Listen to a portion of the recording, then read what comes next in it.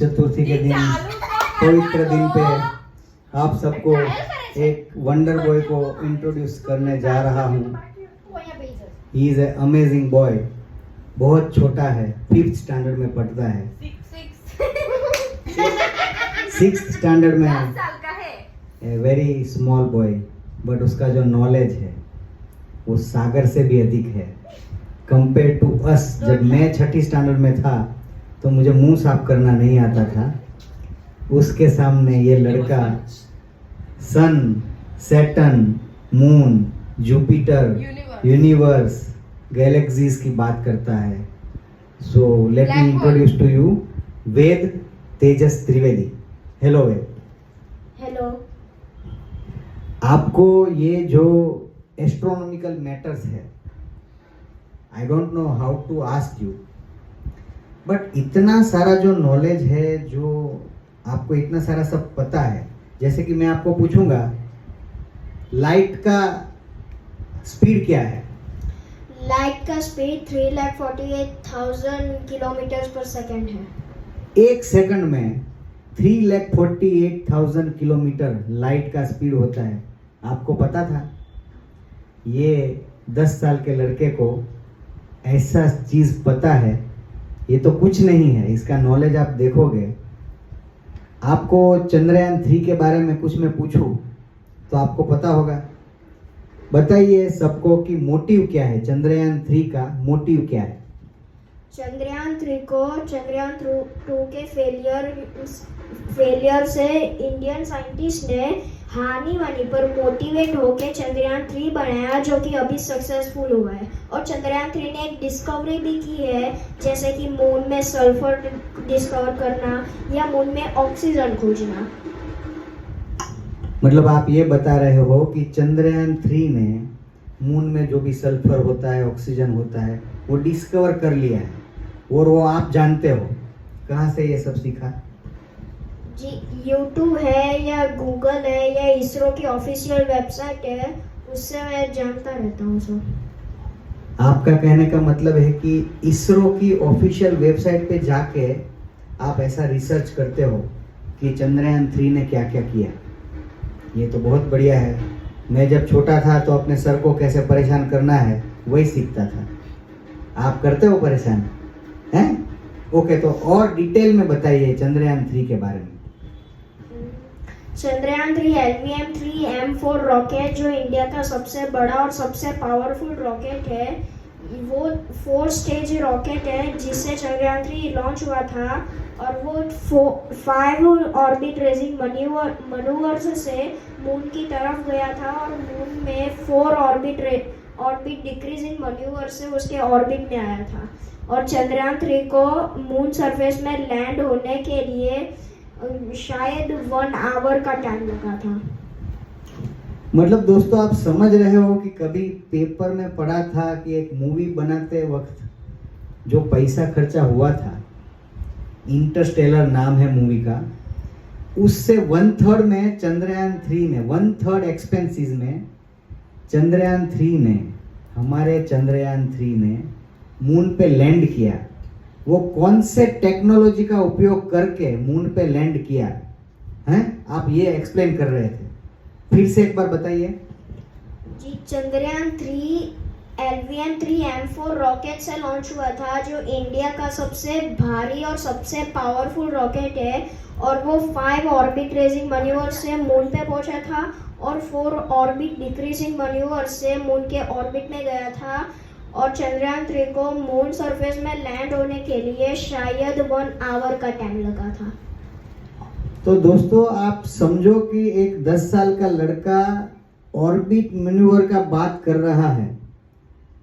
It was a trick by our Indian space research organisation scientist, कि जिसके कारण शायद इन लोगों ने 600 करोड़ में वो काम कर दिखाया, जो काम 2-3 हजार करोड़ में बाकी देश के लोग नहीं कर पाए थे।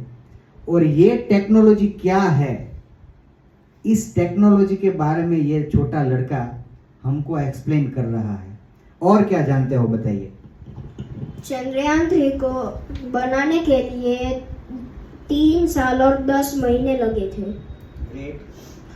और जैसा कि मंगलयान ने मार्स पे जाने के लिए ऑर्बिट रेजिंग मैन्यूवर्स किया था, पर वो गलती को देख के इसरो ने चंद्रयान 3 पे थोड़ा एक्स्ट्रा फ्यूल दिया था, जिससे फ्यूल में दिक्कत ना आ सके, जैसे कि मंगलयान के लास्ट ऑर्बिट रेजिंग मैन्यूवर में आया था। So you are having a extraordinary information I see, पर मैं कुछ और पूछूंगा। आपको ये जो चंद्रयान 3 के बारे में इतना सब पता है, तो दूसरा कुछ शायद हमारे जो व्यूअर्स है उसको लगेगा कि छोटा बच्चा है, सबको चंद्रयान 3 में इंटरेस्ट है, तो इसने भी इंटरेस्ट लिया और सब पता होता है सबको, यू नो। बट मैं उन लोगों को बताना चाहता हूँ कि तुम्हारे में कितना नॉलेज भरा पड़ा है। तो और कुछ अलग सवाल पूछूं तो क्या आप जवाब दे सकते हो कि ये जो हम जिसको यूनिवर्स बोलते हैं, हाँ, वो कैसे पैदा हुआ था, कैसे बना अपना यूनिवर्स? डिटेल में जवाब देना।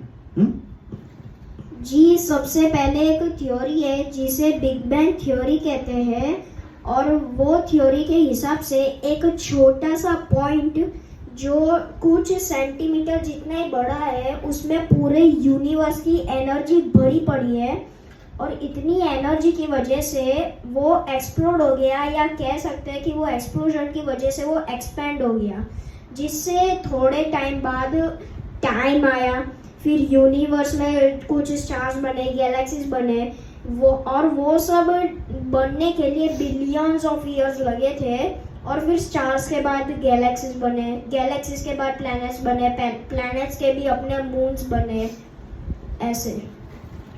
तो दोस्तों आप समझ रहे हो, ये छोटा सा लड़का बिग बैंग थियरी का बात कर रहा है।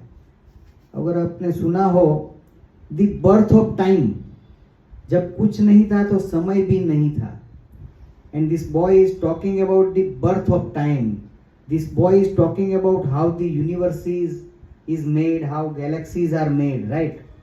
तो बिग बैंग थियरी के बारे में और टाइम के बारे में, प्लेनेटरी सिस्टम के बारे में कुछ और डिटेल में समझाइए। जी, अगर आप कहिए तो मैं गैलेक्सी के बारे में बोल सकता हूँ। बोलो। कि जैसे मैंने बोला कि स्टार्स एक साथ मिलके पूरा ग्रुप बनाते हैं जो पूरे लाइट ईयर्स जितना बड़ा होता है। जैसे कि एग्जांपल के लिए हमारा खुद का मिल्की वे गैलेक्सी जो 1,50,000 लाइट ईयर्स बड़ा है, और उसमें 2 बिलियन जितने स्टार्स हैं। और आप मुझे बताइए कि जिस सिस्टम में मैं रहता हूँ, बुध, शुक्र, पृथ्वी, मंगल, गुरु, शनि, यूरेनस, नेपच्यून, प्लूटो, इसको क्या बोलते हैं? हम उसे सोलर सिस्टम कहते हैं। हमारा सोलर सिस्टम, राइट। सो हमारा सोलर सिस्टम में अलग अलग जो प्लैनेट्स है उसके बारे में थोड़ी बहुत 1-2 लाइन जानकारी मैं आपको बोलूँगा कि बुध मतलब मर्क्यूरी, तो मर्क्यूरी के बारे में जरा बताइए। मर्क्यूरी सूरज से सबसे नज़दीक प्लेनेट है, और वो हमारे मून से भी थोड़ा छोटा है।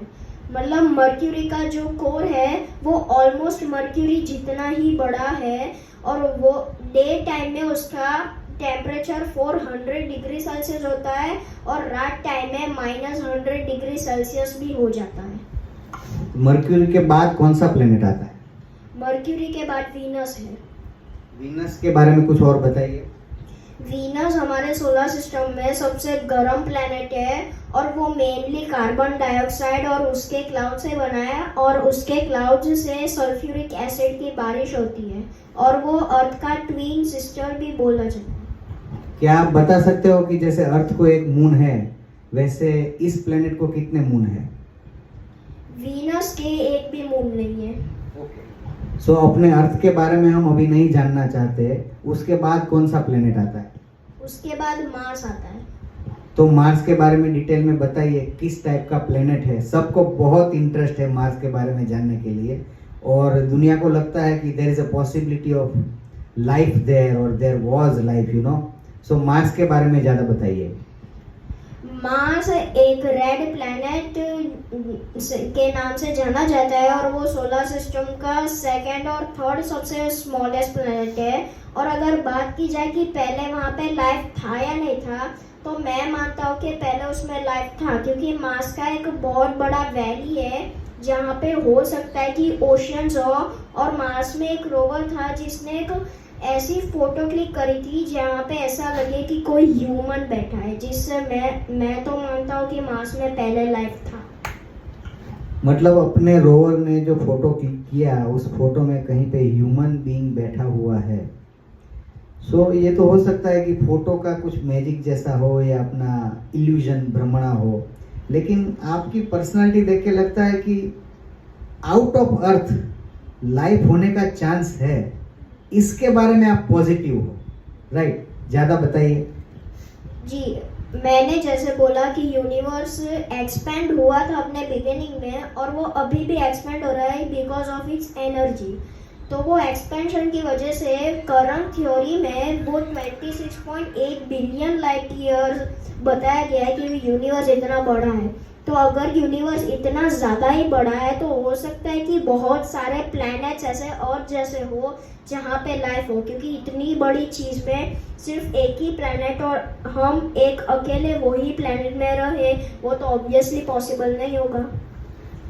लेकिन मैंने ऐसा सुना है कि क्रोर्स ऑफ इम्पॉसिबिलिटीज, मतलब जो सिचुएशन इम्पॉसिबल है, ऐसा क्रोर्स ऑफ इम्पॉसिबल सिचुएशन में कहीं पे ऐसा सिचुएशन आया कि वन सेल क्रिएचर अमीबा वो चालू हुआ अर्थ के ओशन में, और उसके बाद 2 सेल बना, 3 सेल मैकेनिज्म आया। मैकेनिज्म बोलेंगे कि लाइफ बोलेंगे, आई डोंट नो, लेकिन साइंटिस्ट बोलते हैं कि this life has started from that single one cell. तो आप ऐसा सोचते हो कि ऐसी जो इम्पॉसिबिलिटी है उसका पॉसिबल होने का चांसेस अपने यूनिवर्स में बहुत है? हाँ, बहुत ज़्यादा चांस है, क्योंकि इतने ज़्यादा गैलेक्सीज है और गैलेक्सीज के अंदर इतने ज़्यादा स्टार, और वही स्टार के अंदर इतने सारे प्लैनेट्स।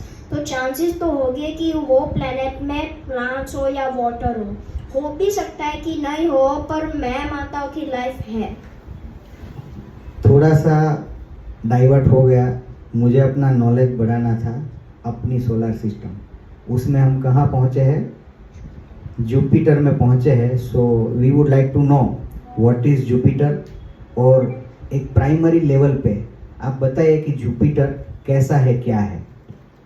जुपिटर हमारे सोलर सिस्टम में बनने वाला सबसे पहला प्लैनेट है, या कहे कि करंट जुपिटर सबसे ओल्डेस्ट प्लैनेट है। और जुपिटर एक गैस जाइंट है, मतलब वो सबसे सिर्फ गैसेस से बना है, और वो पूरे सोलर सिस्टम का सबसे बड़ा प्लैनेट भी है। और एक फैक्ट जुपिटर का कि उसमें एक ग्रेट रेड स्पॉट करके एक बहुत बड़ा तूफान है जो पिछले 4 सेंचुरी से चल रहा है। How many moons are there in Jupiter के टोटल 90 मून्स हैं। और उस मून का भी कुछ कैरेक्टरिस्टिक्स? हाँ, जुपिटर के 4 मेन मून जो गैलीलियो ने डिस्कवर किए थे वो हम अभी भी एक बेसिक टेलीस्कोप से देख सकते हैं।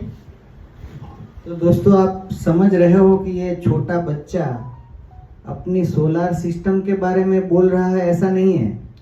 सोलर सिस्टम के प्लैनेट्स के मून और मून की कैरेक्टरिस्टिक्स क्या है, प्लैनेट कैसे बना है, जुपिटर गैस का जायंट है, ये सब तो मुझे भी नहीं पता था भाई।